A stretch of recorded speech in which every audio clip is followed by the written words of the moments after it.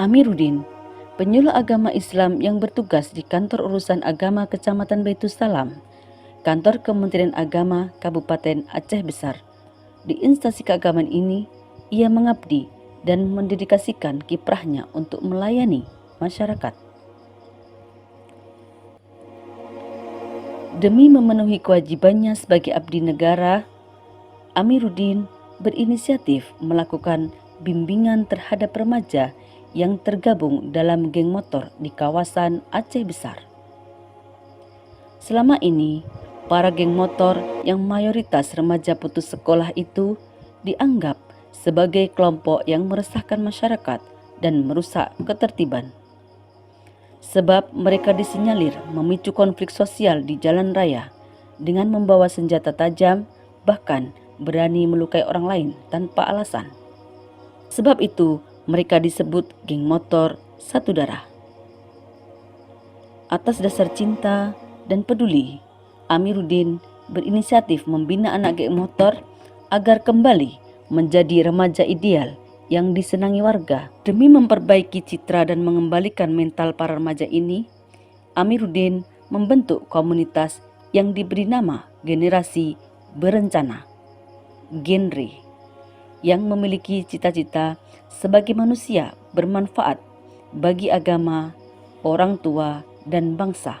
Pembentukan genre untuk menghilangkan stigma negatif terhadap remaja yang sebenarnya masih bisa menjadi harapan bangsa.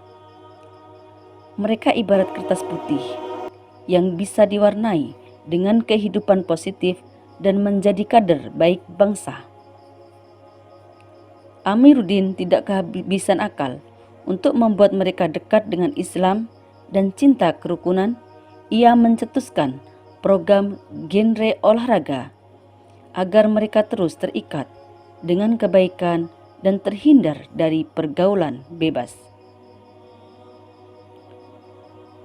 Pria yang dikenal sebagai Abu Tuming ini menyadari remaja seperti mereka tidak bisa dipaksa untuk menjadi sosok remaja Islami yang kesehariannya sibuk dengan kegiatan kajian keislaman. Mereka butuh waktu dan perhatian untuk menjadi anak bangsa yang bisa diandalkan oleh agama dan negara. Inilah strategi yang dilakukan Abu Tuming, perlahan dan pasti. Remaja mulai kembali menjadi generasi ideal yang menyambut generasi emas Indonesia.